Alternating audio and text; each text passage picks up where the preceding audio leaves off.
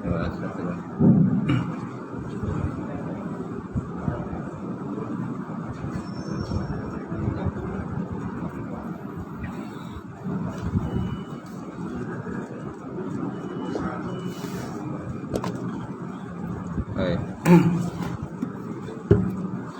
Kita mulakan kuliah subuh kita pada pagi ini dengan kita sama-sama membaca Al-Quran ila hadratin Nabi Muhammadin Mustafa Rasulullah sallallahu alaihi wasallam wal kiram ashabihi insyaallah Fatihah. A'udzubillahi minasyaitonir rajim. Bismillahirrahmanirrahim. Alhamdulillahi rabbil alamin arrahmanir rahim maliki yaumiddin iyyaka na'budu wa iyyaka nasta'in ihdinas siratal mustaqim siratal ladzina an'amta 'alaihim ghairil maghdubi 'alaihim waladdallin. Assalamualaikum warahmatullahi taala wabarakatuh. Alhamdulillahillazi nahmaduhu wa nasta'inu wa nastahdi wa na'udzu billahi min syururi anfusina wa min sayyiati a'malina. May yahdihillahu fala mudilla lahu wa may yudlil fala hadiyalah. Asyhadu an la ilaha illallah wahdahu la syarika lahu wa asyhadu anna Muhammadan 'abduhu wa rasuluh. Allahumma shalli wa sallim ala Sayyidina wa nabina wa habibina wa maulana Muhammad wa ala alihi wa sahbihi wa man da'a bi da'watihi sanna bi sunnatihi ila yaumil. Dapat slow mic ni, slow sangat, tak boleh kuat, tapi kuat dah ni.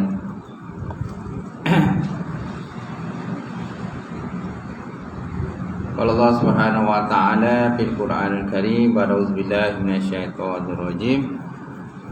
Bismillahirrahmanirrahim. Yarfa'illahu allazina amanu minkum wallazina utul ilma darajat. Yang bermaksud Allah Subhanahu wa ta'ala mengangkat orang-orang yang beriman dan berilmu dari kalangan kamu akan beberapa derajat. Wa qala Nabi sallallahu alaihi wasallam, la yu'minu ahadukum hatta akuna ahabba ilaihi min walidihi wa waladihi wa nasi ajma'in.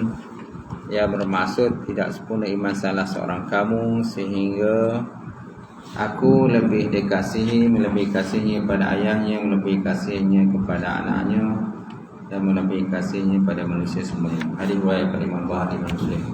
Alhamdulillah. Yang mati silakan tuan-tuan imam, suruhnya tuan-tuan Bilal, suruhnya pengurusi masjid, jatah kawasan masjid, datuk-datuk, datin-datin, kemudian tuan-tuan haji, tuan-tuan hajah, sidang jemaah muslimin yang dirahmati Allah Subhanahu wa taala. Alhamdulillah, kita panjatkan puji dan syukur Allah Subhanahu wa taala kerana dengan limpah kurnia rahmat daripada Allah, lagi kita dapat bersama tuan-tuan bersambung kuliah kita. Hari itu tak ada ya. Okay, minta maaf di atas ketidakhadiran hari itulah, terlewat. Jadi insyaAllah malam pagi ni kita sambung. Besok apa?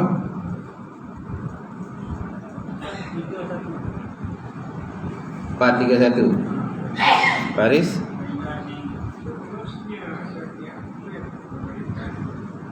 Okey, seterusnya dah baca kan belum? Belum kan? Mikrofon ni tak kuat sangat, nak kena dekat kat mikrofon baru dengar.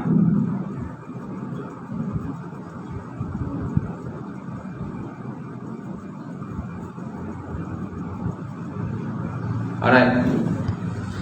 Seterusnya Syekh memberikan kita satu alamat ataupun petanda lah, alamat tanda kan. Bagaimana mengenal kedatangan warid-warid Rabbani ke dalam hati. Iaitulah warid-warid tersebut membinasakan kebiasaan-kebiasaan yang dibina di atas dasar dorongan hawa nafsu. So macam mana kita nak kenal datangnya warid-warid? Warid ma'ruf ni kita dah bincang namanya tadi kan. Warid mana cahaya kan, cahaya Rabbani yang mendorong kita untuk mengerjakan amalan-amalan soleh. Okey. Jadi itu katakan warid. Jadi macam mana kita nak tahu kedatangan warid itu? Salah satunya dia kata warid tersebut membinasakan ataupun merosakkanlah kebiasaan kita. Apa kebiasaan kita yang sebelum ni yang biasanya kita buat secara mengikut hawa nafsu kita, mengikut kepada keinginan kita sendiri, tanpa adanya petunjuk daripada Allah Subhanahu wa taala. Okey. Jadi bila ada petanda-petanda begitu, maknanya kita telah pun didatangi oleh warid-warid Rabbani lah, cahaya-cahaya ketuhanan, untuk menggalakkan kita melakukan ketaatan ataupun ibadah kepada Allah Subhanahu wa taala. Baik. Dengan itu seseorang insan menjadi mampu mencanggai nafsunya di dalam berdepan dengan perintah Allah Subhanahu wa taala. Jadi bila menentang perintah Allah dengan keinginan nafsu, jadi dia akan dapat mengekanglah kawanan nafsu tadi. Apa keinginan nafsu tadi buat benda tak elok lah, curi kan, dia benda-benda yang diharamkan Allah taala. Jadi bila adanya warid tadi, so akan mencanggahi nafsu dah, menghalang nafsu kita. Kemudian Syekh menyamakan warid-warid dengan raja-raja. Dia kata warid ni rupakan macam raja-raja dan kebiasaan raja-raja di zaman dahulu.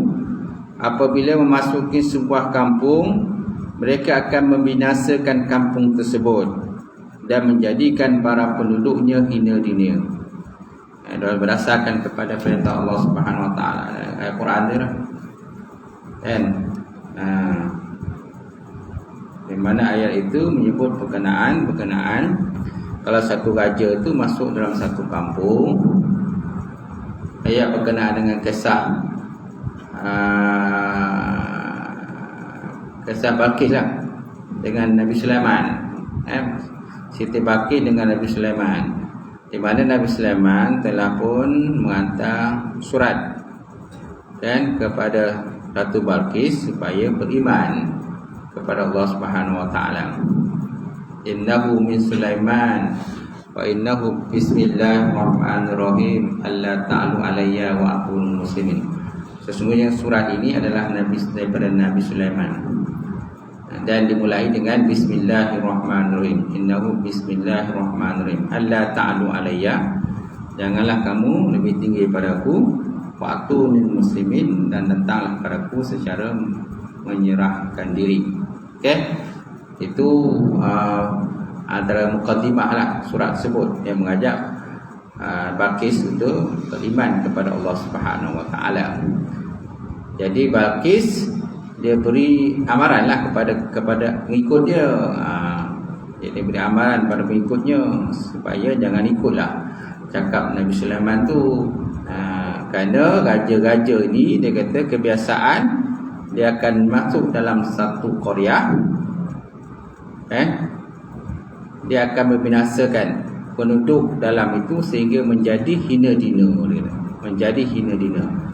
Okey, itu amaran daripada Balqis lah kepada pengikutnya supaya jangan ikutlah cakap Nabi Sulaiman itu. Baik, jadi Syekh menyamakan warid-warid dengan raja-raja dan kebiasaan raja-raja di zaman dulu. Dia kata apabila masuk sebuah kampung, mereka akan membinasakan kampung tersebut dan menjadikan para penduduknya hina dunia. Jadi begitulah juga dengan warid-warid. Warid-warid dapat menukarkan hal keadaan hati menjadi sebaliknya dan dapat merubah tuan punya hati untuk menjadi tawaduk dan takut kepada Allah Subhanahu wa taala. Okey. Jadi Nabi Sulaiman tu tujuannya lah benda baik lah, tujuan baik. Dia ngajak Nabi Balqis itu beriman kepada Allah Subhanahu wa taala. Kan? Dan mengaku dia ni sebagai nabi. Dan juga nabi yang diutuskan. Okey. Jadi penggunaan ayat di atas dalam perkara ini adalah termasuk di dalam bab isyarat di mana sesuatu peristiwa yang berlaku kepada hati adalah dengan sebab wujudnya warid-warid dan bukannya bertujuan menyerupakannya dengan segala keadaan. Okey. Cuma di sini kita kena fahamlah. Jadi warid-warid di sini bukanlah dalam bentuk yang tidak baik. Warid ini betul-betul baiklah. Kalau nak disamakan dengan raja tu sebenarnya tak sesuai sangat sebenarnya. Kan Syekh dia kata menyamakan warid dengan raja-raja tadi kan. Sebab warid-warid ini sebenarnya baik, bagus. Cahaya Rabbani yang mengajak kata hamba tadi beriman kepada Allah Ta'ala dan melakukan ketaatan kepada Allah Subhanahu Wa Ta'ala. Tapi kalau raja-raja dulu memanglah banyak merosakkan kampung, menjadikan rakyatnya itu menjadi hina-dina dan sebagainya. Cuma dari sini kalau nak disamakan sebenarnya tak apa sesuai lah. Syekh menyamakan warid dengan raja-raja ni sebenarnya tak apa sesuai sangat. Patutnya dia ambil lah perumpamaan lain yang lebih sesuai. Kerana warid ni benda baik. Sedangkan raja-raja yang masuk ke kampung ni dia merosakkan kampung, tak baik kan. Jadi dah kat situ ada percanggahan lah. Percanggahan baik dengan yang tidak baik. Tapi dia dah, jadi disebabkan Syekh dah buat perumpamaan begitu, jadi kita ikut je lah perumpamaan dia. Macam tu. Baik. Kemudian penggunaan ayat di atas dalam perkara ini adalah termasuk di dalam bab isyarat di mana sesuatu peristiwa yang berlaku kepada hati adalah dengan sebab wujudnya warid-warid. Dan bukannya bertujuan menyerupakannya dengan segala sesuatu keadaan. Jadi apa yang berlaku kepada murid, kan murid, mana kita kan macam murid, orang yang berjalan kan, yang berjalan menuju kepada Allah Subhanahu Wa Taala ini. Jadi orang kata kalau apa-apa yang berlaku kepada hati kita, antara sebabnya ialah warid-warid tadi lah. Warid-warid tadi, cahaya-cahaya yang Rabbani yang datang kepada diri kita. Bukannya bertujuan menyerupakannya dengan segala keadaan, dia kata. Kemudian setelah itu Syekh membuat kepastian warid-warid tidak akan dapat meninggalkan kesannya dalam hati dan seluruhnya berperanan merubah hawa nafsu dan mengeluarkan kebatilan dalam hati. Syekh menjelaskan, dia kata al-waridu ya'ti min hadrati qaharin li ajli zalika la yusamiduhu syai'un illa damaruhu bal naqzifu bil haqq al batil fayadmahu fa iza huwa zahiq. Okey, maksudnya datang warid datang daripada hadrat zat yang kuasa, mana daripada Allah Taala lah.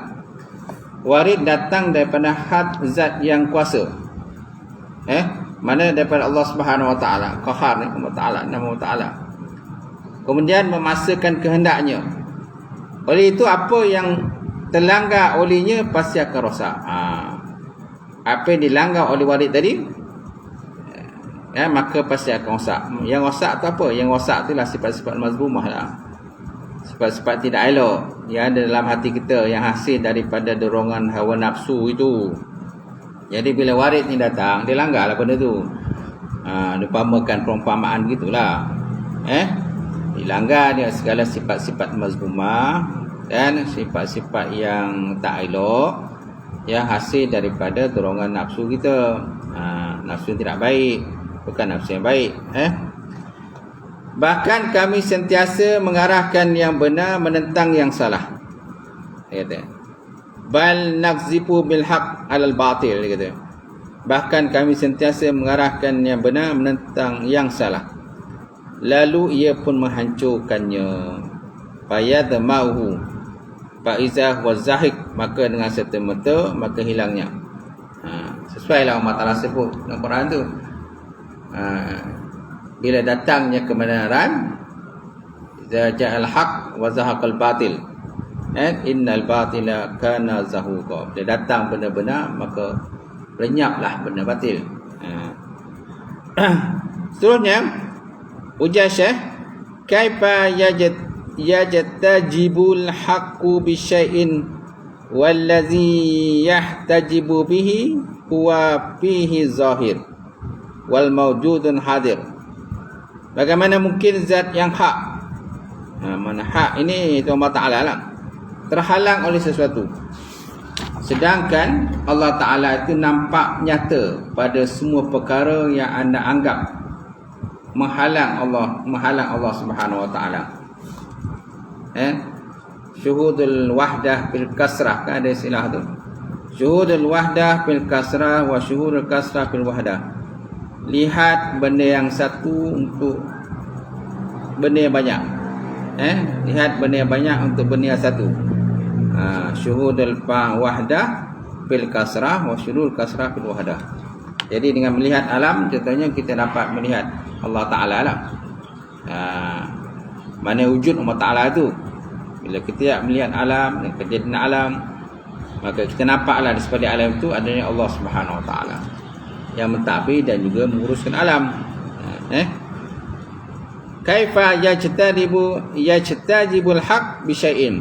Bagaimana mungkin zat yang hak ni Allah Ta'ala terhalang oleh sesuatu, sedangkan Allah Ta'ala nampak nyata pada semua perkara yang anda anggap menghalangi Allah Subhanahu Wa Ta'ala. Allah Subhanahu Wa Ta'ala nampak nyata pada semua perkara dan dia sentiasa hadir. Allah Subhanahu Wa Ta'ala berfirman dalam Quran, dia kata, ma yakunu min najwa salasatin illa huwa rabi'uhum. Yang bermaksud tidak berlaku bisikan antara 3 orang melainkan dia yang keempat. Ma yakunu min najwa salasa illa huwa rabi'uhum. Ini nak sebut ayat ni mesti nak berkenaan dengan tegahan daripada berbisik sebenarnya.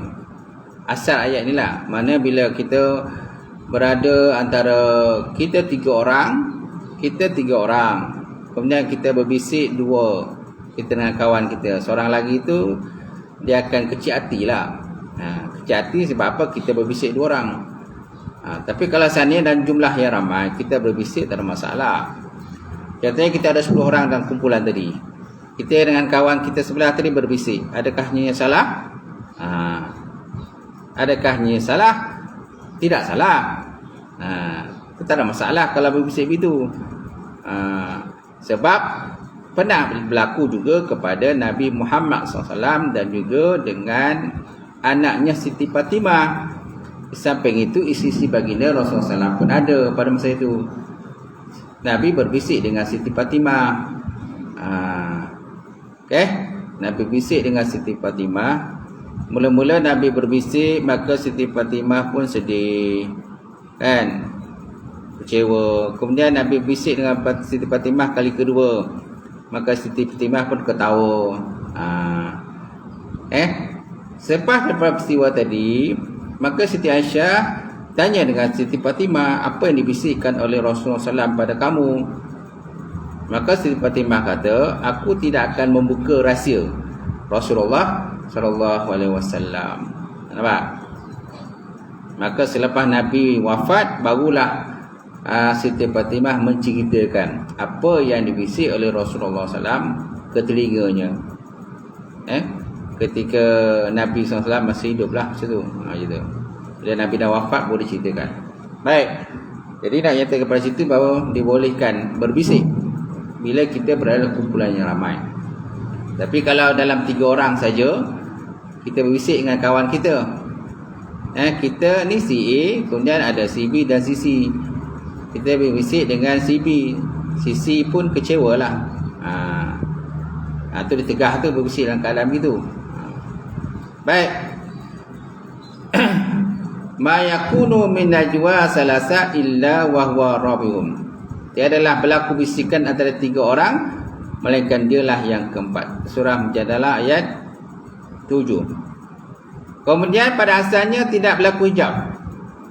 Asalnya tidak berlaku hijab antara kita dengan Allah Subhanahu Wa Taala. Apabila muncul hijab, kita perlu menghilangkannya dengan mengambil sebab musabab. Sebab musabab kepada hilang hijab. Tahu kan sebab musabab orang itu meninggal. Kenapa aksiden? Kenapa dia meninggal? Kerana sakit jantung. Kenapa meninggal? Kerana kata jatuh bangunan, kan? Itu merupakan sebab lah, asbab kepada meninggal. Tapi sebenarnya memang orang tu dah sampai ajal lah. Bila sampai ajal tak boleh buat apa lah. Asbab musabab sakit ni merupakan sebab aja, asbab kepada meninggal. Hakikat sebenarnya memang orang tu dah sampai ajal dah, tak boleh buat apa lah. Baik. Jadi kepemurahan Allah Ta'ala datang dalam bentuk warid-warid yang menghilangkan hijab-hijab tersebut. Okey. Jadi bila datangnya warid-warid tadi, dia akan menghilangkan hijab antara kita dengan Allah Subhanahu Wa Ta'ala. Okay? Dari sini Syekh ingin memastikan agar kita bersungguh, dia kata, dalam beramal walaupun hati tak hadir. Dalam amalan yang dilakukan itu, walaupun mungkin ada masanya kita tak usyuk, tidak fokuslah kepada apa yang kita amalkan itu. Tangan beramal, kaki beramal, tapi hati tak ke mana. Badan dalam solat, badan dalam solat, tapi hati tak ke mana. Ingat kenaan dunia dan sebagainya. Okey, tapi kita kena meneruskan beramal. Dia kata di sini Syekh ingin memastikan agar kita bersungguh dalam beramal walaupun hati mungkin tak hadir dalam amalan yang kita lakukan. Ada masa mungkin kita tak fokus, apalagi ada masalah berkenaan dunia kan, benda-benda dunia, anak tak sihat, anak sakit, suami sakit dan sebagainya. So masa tu mungkin tak dapat nak fokus dalam ibadah yang kita buat. Baik. Kemudian ujian beliau, la tai'asu, la tai'as.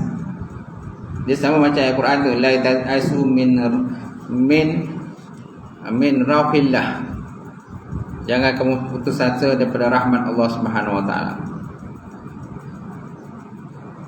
La tai'as min kubuli amalin lam yajid fihi wujudul hudur.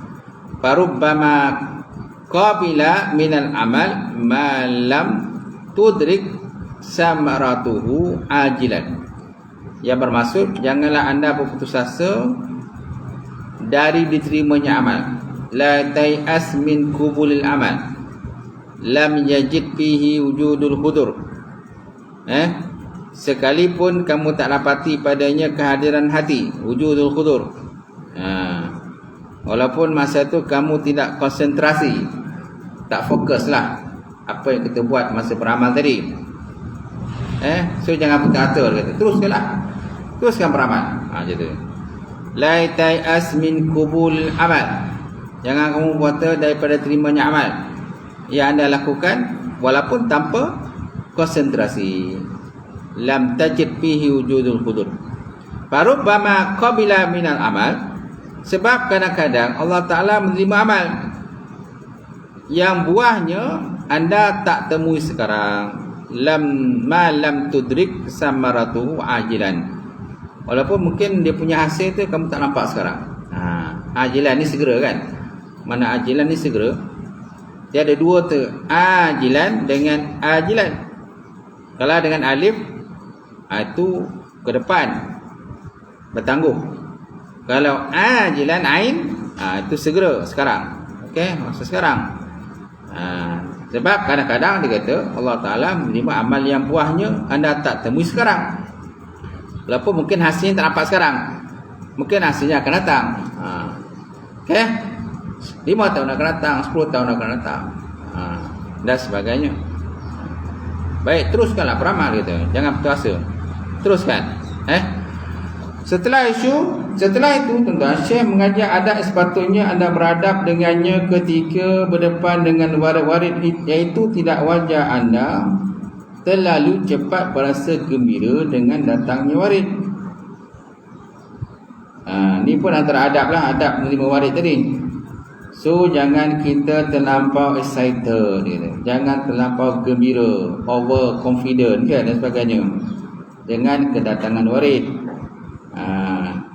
kemudian membuat hukuman ke atasnya, membicarakannya dan mencanangkannya ke sana kemari sebelum benar-benar ianya adalah warid yang datang daripada Allah Subhanahu Wa Taala. Mungkin daripada syaitan ke dan sebagainya kan, kita tak tahu. Sebab syaitan ni faham lah, dia pun cerdik, dia pun lagi bijak daripada kita. Jadi bila terdatangnya sesuatu warid kepada kita, cahaya-cahaya Rabbani ni, so janganlah kita terlampau overconfident, terlampau cepat gembira, dan kita duk canang sana sini dan sebagainya. Sebelum benar-benar datang itu warid itu daripada Allah Subhanahu Wa Taala. Kemudian perkara tersebut hanya dapat diperoleh dengan cara mengetahui apa yang dihasilkan oleh warid-warid tersebut dan keadaan-keadaan yang ditinggalkan di dalam hati. Adab yang kedua ialah kita tidak boleh bergantung kepada warid-warid apabila warid-warid tersebut muncul. So kita pun tak boleh bergantung sangat dengan warid-warid ini. Setiap waktu ada adabnya dan padanya terdapat pemberian Tuhan. Okey? So jangan terlampau bergantung pada warid-warid. Teruskan beramal lah. Kalau ada, tak ada sudah. Yang penting kita sebagai hamba kepada Allah Subhanahu Wa Taala untuk beramal. Wa ma khalaqtul jinna wal insa illa liya'budun. Tidak dijadikan jin dan manusia itu melainkan untuk menyembah Allah Subhanahu Wa Taala. So tugas kita menyembah Allah. Sembahlah. Ikutlah. Sembah tu dalam konteks, dalam keadaan ikutlah garis panduan yang telah pun ditentukan oleh syariat, oleh baginda Rasulullah sallallahu alaihi wasallam. Jadi baik. Kemudian Syekh Ibn Athaillah telah meringkaskan kedua aspek ini dengan kata-kata hikmah beliau seterusnya, la tuzakkiyanna waridan la ta'lamu samaratuhu falaysal murad minas sahabati al-imtar wa innama al-muradu minha wujudul ismar.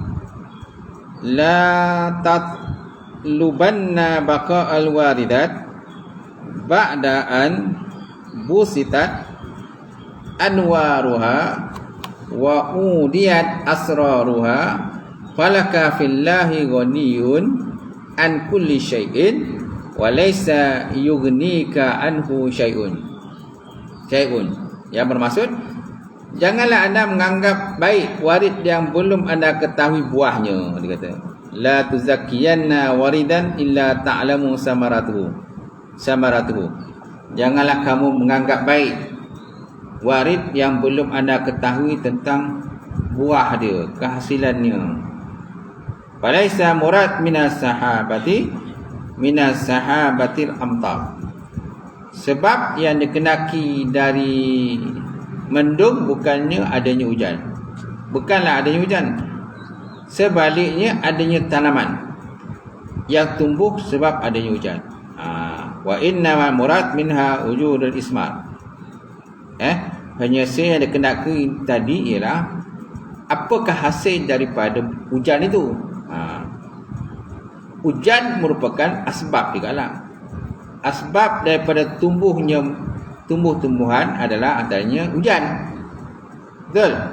Hujan dan juga cahaya matahari. Kalau tak ada hujan pun akan tidak ada tumbuh-tumbuhan. Tapi tak semestinya ada hujan, tumbuhan tak hidup. Tak ada hujan pun tumbuhan hidup juga. Contohlah di padang pasir, hujan tak turun pun. Jarang hujan turun kan. Hujan jarang turun, tapi tumbuh-tumbuhan ada juga, tumbuh-tumbuhan hidup. Bukan mana tak semestinya kata tak ada hujan, tak ada tumbuh-tumbuhan. Tapi salah satu daripada faktor untuk tumbuh-tumbuhan hidup ialah misalnya hujanlah, air penting kan. Jadi yang kita pandang tadi bukannya hujan, dia kata.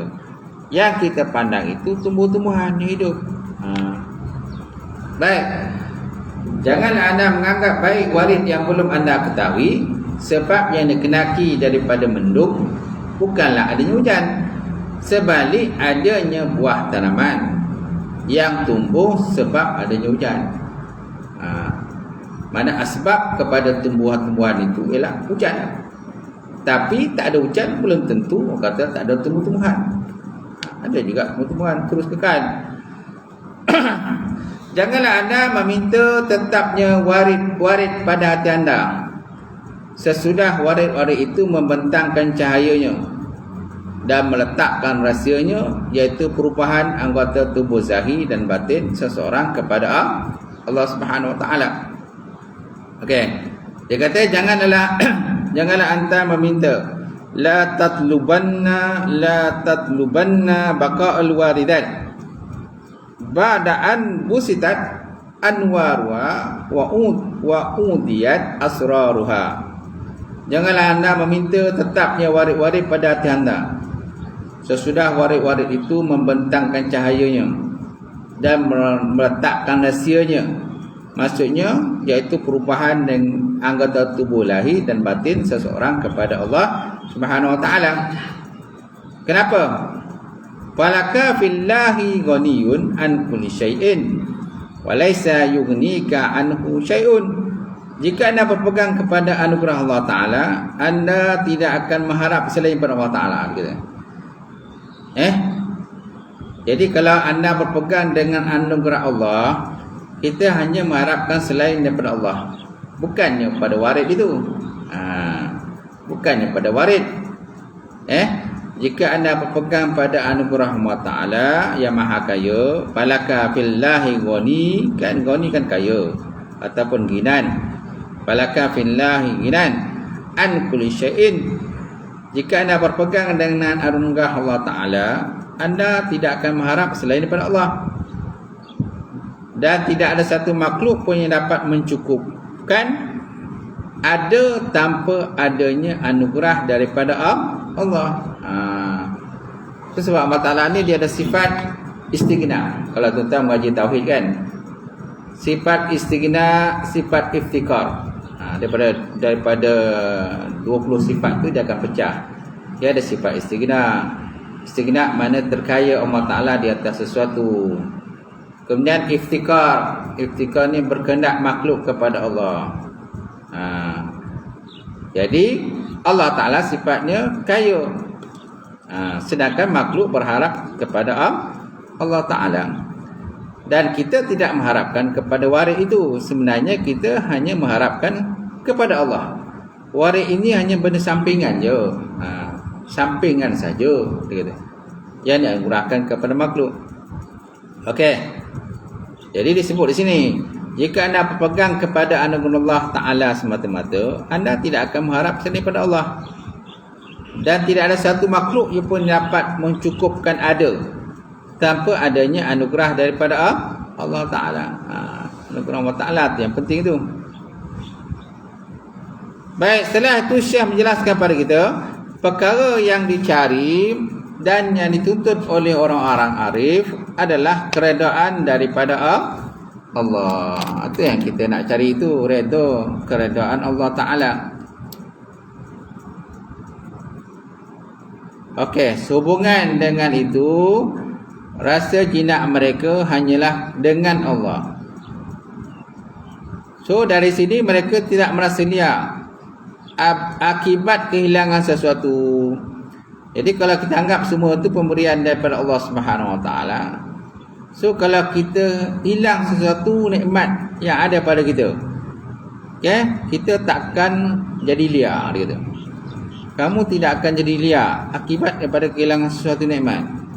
Bahkan kehilangan tersebut sebenarnya di sisi mereka merupakan satu nikmat saja.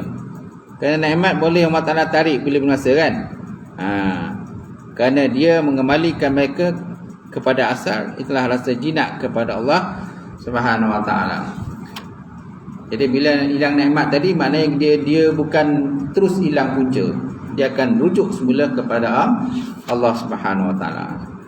Bagi orang yang separuh, yang tidak imannya tidak kukuh, kalau hilang satu nikmat daripada Allah Ta'ala, dia akan jadi tak tentu arah lah.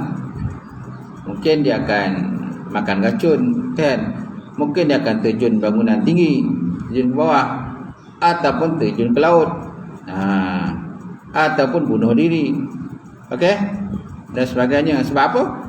Sebab dia tak tahu tu sebenarnya adalah anugerah daripada Allah Ta'ala di atas nikmat-nikmat kita pada kita. So kalau seandainya nikmat tu hilang, so kita kembali semula pada Allah Ta'ala lah. Bukannya kita hilang punca. Tapi banyak di kalangan hilang punca. Alright. Kemudian Syekh Munatillah menyatakan, wallahu a'lam bissawab.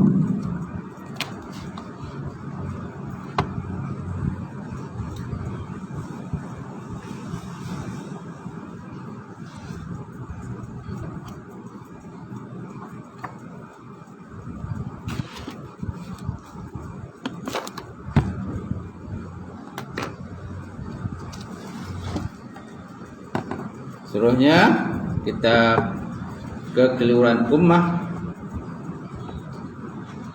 muka surat apa kan?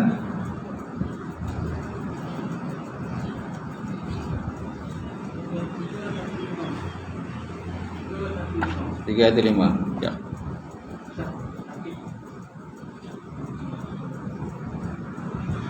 Muka surat.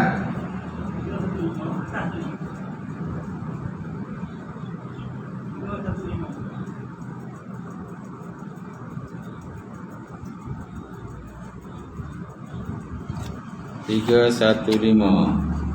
Oh, kena Nabi dah. Populai lagi tu kan. Nak khatam.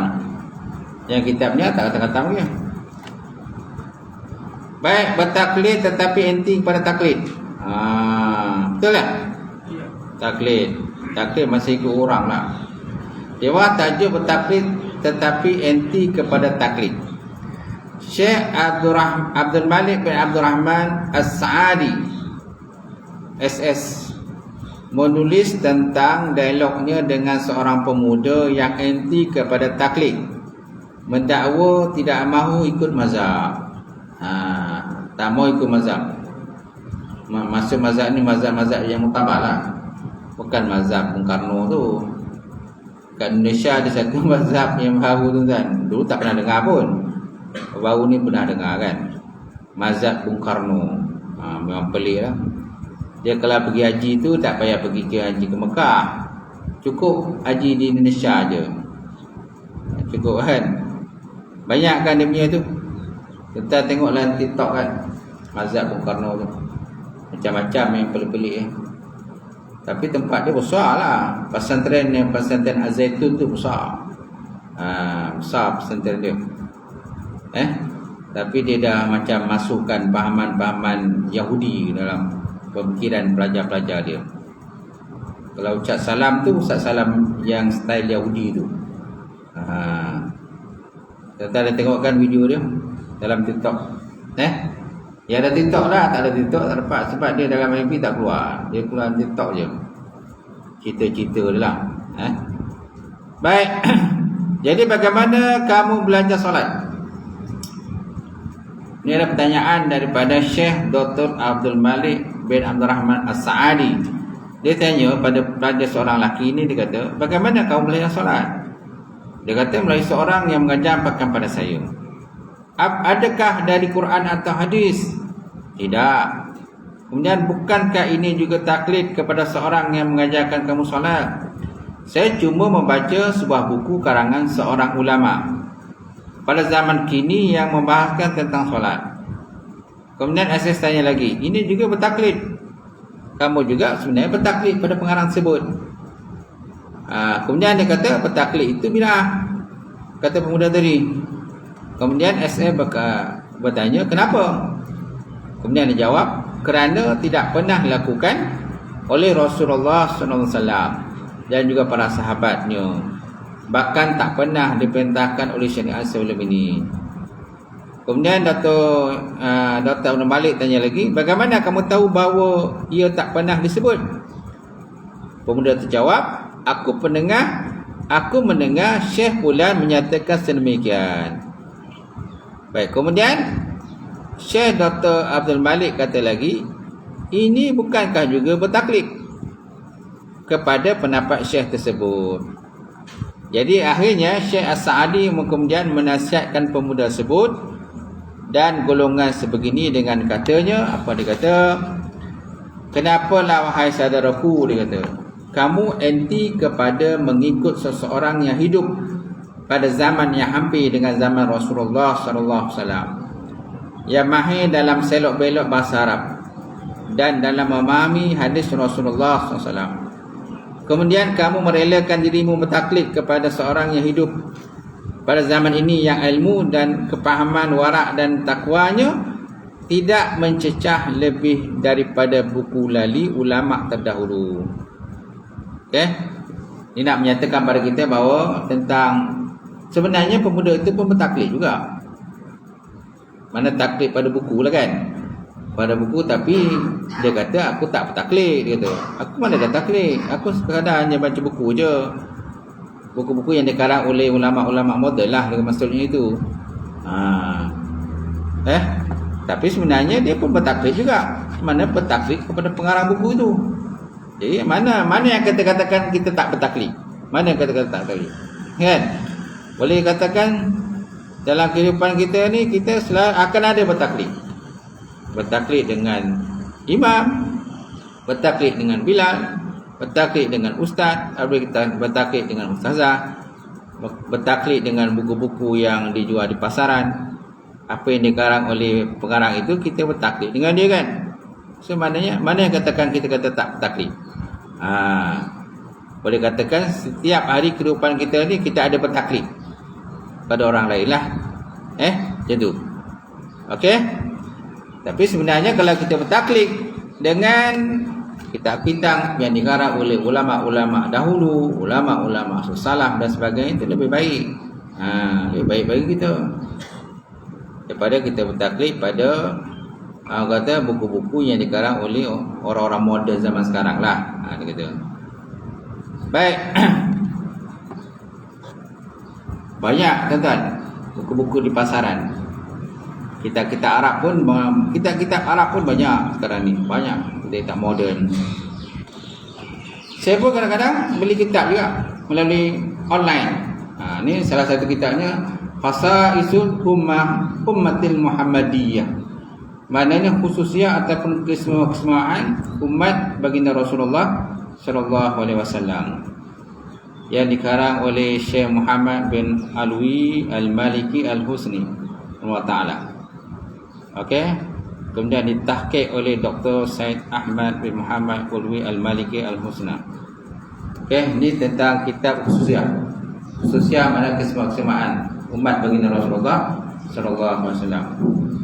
Banyak, tapi kita Arab lah. Kita Arab, tak ada baris. Saya pun kadang beli, sebab di apa? Ini 9 ni nak cari kedai kitab Arab memang susah. Memang susah. Boleh katakan tak ada kitab Arab dijual. Ya, kitab Melayu banyaklah, sepah lah, kan? Kalau nak cari kitab Arab ni terpaksa cari dalam internet. Orang-orang yang jual kitab Arab, kalau budak-budak dah Mesir kan, dia balik dari Mesir dia jual. Cerita kita order lah daripada dia. Ada lagi kitab-kitab Arab yang saya order tak sampai lagi, yang daripada Arab lah, masih dalam perjalanan. Okey. Sebab kalau ni 9 ni nak cari kedai kitab Arab memang tak ada. Carilah kat Seremban tuan-tuan, memang tak jumpa lah. Ya, ada kitab-kitab Melayu, terjemah-terjemah ni memang banyak lah tuan-tuan. Memang banyak. Tampil ni pun sama juga kan? Tak ada kan? Tak ada kitab Arab. Tak ada kedai kitab Arab. Baik, kemudian nombor 9, mengamalkan pendapat yang bertentangan dengan pendapat 4 mazhab. Okay. Bagaimana kita boleh tak mengamalkan pendapat yang bertentangan dengan pendapat mazhab? Boleh tak? Katanya berpahaman kata mazhab Bung Karno kan. Dia ada banyaklah benda-benda yang dicanggah. Dalam mazhab dia tu, yang perempuan boleh naik baca khutbah. Khutbah jemaat dia boleh naik. Kemudian kalau sembahyang raya tu, perempuan boleh duduk sah depan. Kemudian orang kafir pun boleh duduk sekali. Boleh duduk sekali kan. Dia tengok, tuan-tuan tengoklah video tu lah, yang mazhab Bung Karno tu. Okey. Kemudian haji tak perlu pergi ke Mekah, hanya cukup haji di Indonesia saja. Banyaklah dia punya tu yang pelik-pelik tuan. Sepatutnya kita pegang pada mazhab yang 4 yang muktabar. Ada lagi mazhab yang lain tapi tak muktabar lah. Seperti mazhab Az-Zahiriyah pun ada juga, tapi dia tidak popular lah. Tak popular mazhab itu. Jadi kalau seandainya tuan boleh berpegang dengan mazhab Bung Karno, akan datang mungkin akan orang ada mazhab Mahdi pula, mazhab Anwar pula kan, dan sebagainya. Sebab apa? Berpegang pada mazhab pemimpin. Disebabkan ta'assub pemimpin itu, dia pun anggap itu satu mazhab tuan. Peninglah kita. Malaysia pun pening, kita pun pening, anak-anak kita pun pening. Baik. Hukum mengamalkan pendapat yang bertentangan dengan pendapat mazhab yang 4. Apakah hukum mengamalkan pendapat yang bertentangan dengan pendapat mazhab yang 4 pada waktu sekarang ini? So jawapannya, tidak boleh mengambil pendapat yang bertentangan dengan mazhab yang 4 jika tidak diketahui syarat-syaratnya dan segala ketentuannya.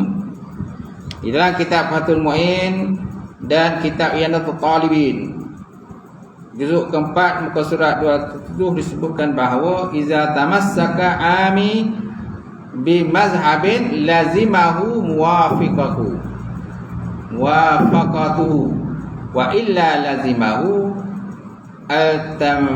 al-tamassuhu li mazhabin muayyanin minal arba'ati la ghairaha. Qauluhu la ghairaha ay ghaira mazahib arba'ah. Wa zalika idza lam yudawwan mazhabahu fa in duwina jaza kama fi tuhfati wa nasahu yazuzu taqlid kulli min al-arba'atil aimatil arba'ati wa kaza man adahum mimman hafiza mazhabahu fi tilkal masalah. Waduwina hatta urifat syurutuhu wasairu mu'tabaratuhu. Yang bermaksud, apabila orang awam berpegang dengan satu mazhab, maka dia naklah sesuai dengan mazhab tersebut. Jika tidak, dia mesti bermazhab dengan mazhab tertentu daripada 4 mazhab yang ada, dan tak boleh dengan mazhab yang lain. Maksudnya tak boleh dengan mazhab yang selain daripada mazhab yang 4. Imam Maliki, Hambali, Hanafi dan Syafi'i. Okey. Hal ini jika mazhab itu memang belum ditulis.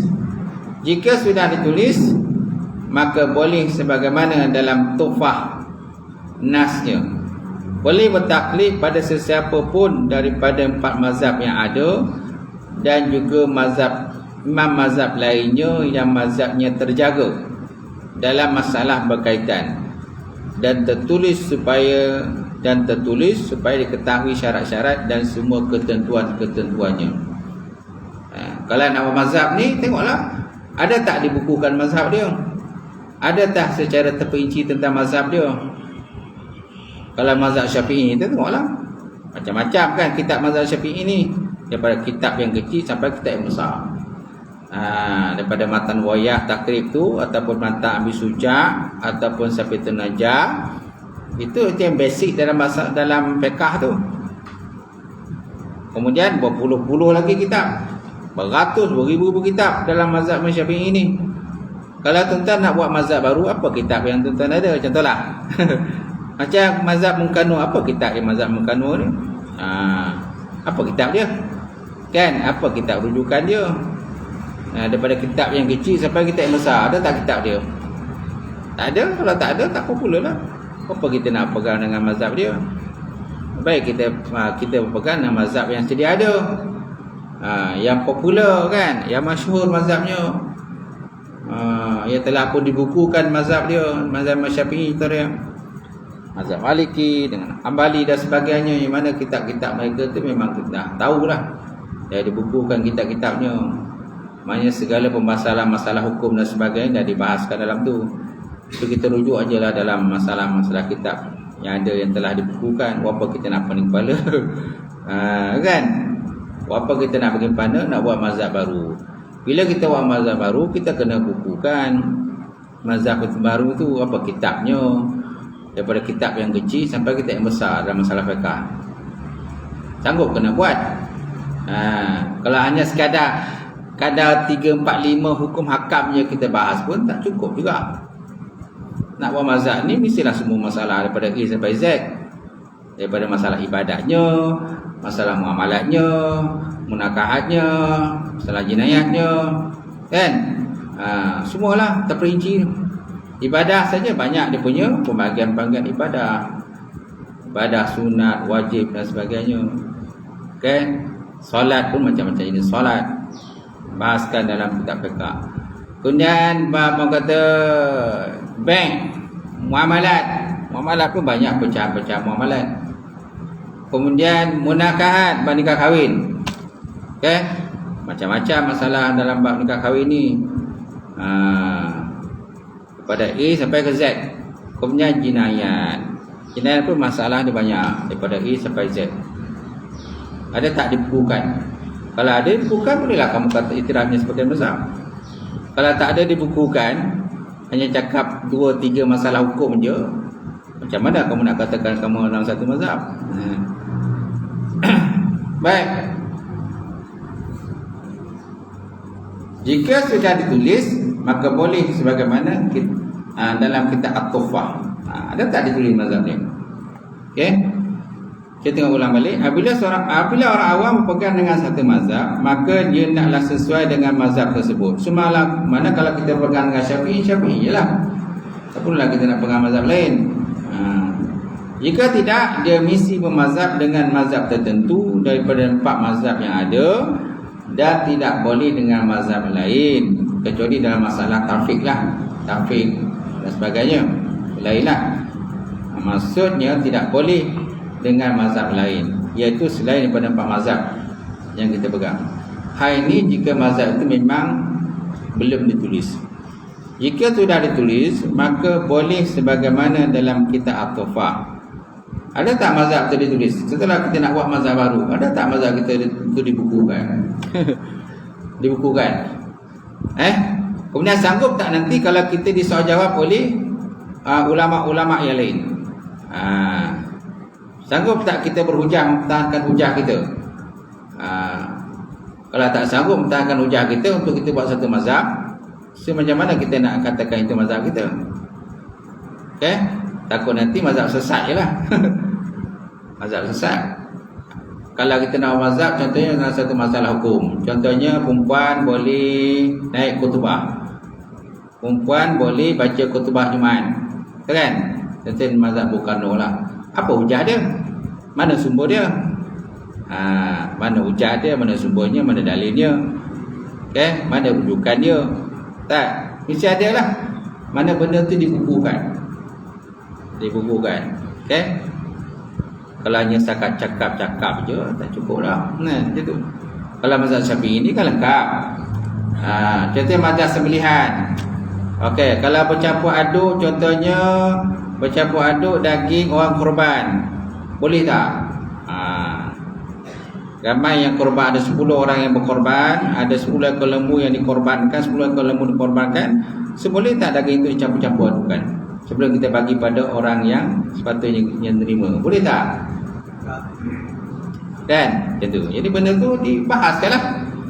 Kalau Syafi'i adalah sumber-sumber hukum dia, boleh ke tak boleh ke.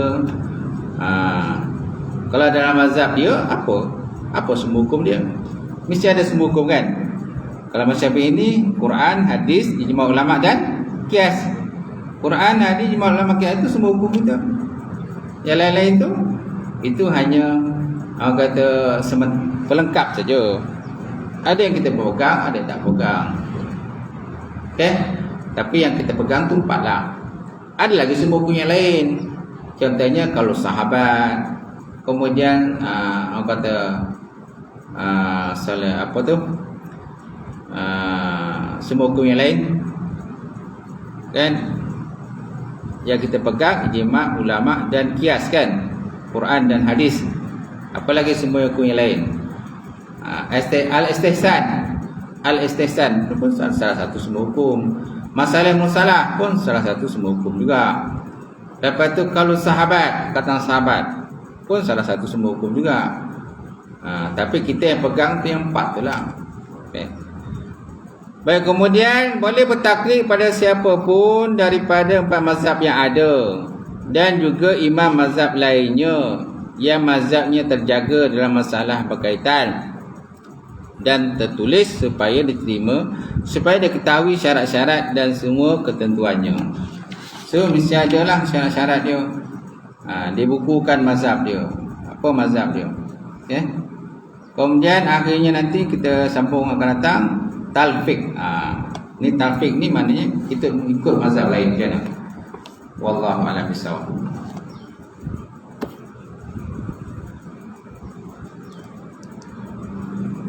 Habis dah lah. InsyaAllah. Ada soalan?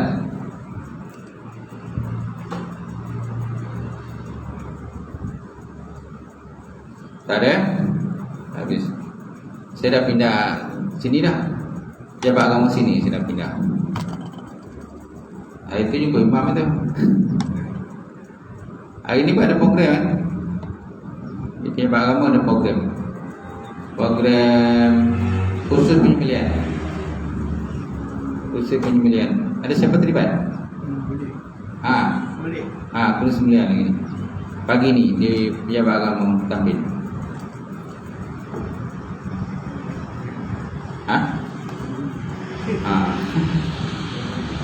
A'udzubillahi minasyaitonir rajim. Bismillahirrahmanirrahim.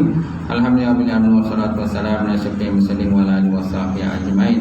Allahumma zidna ilman nafi'a wa yaqinan shadiqa wa 'ala mutaqabbalan rizqan halalan barakatan katsira wa siyana fataya 'alimna wa lana qulubana bi nuri ma'rifatika wa ta'ala fa'arifin. Allahumma faqina fi din Allahumma Allahumma ja'al hadza jam'al marhuma wa tabarrakana min ba'di tabarrukul ma'suma. Rabbana iftah bainana wa baina qaumina bil haqq wa antal fatihin. Rabbana atina fid dunya hasanah wa fil akhirati hasanah wa qina azabannar. Subhana rabbika rabbil izzati amma yasifun wa salamun alal mursalin. Alhamdulillah. Qabbalallahu minkum.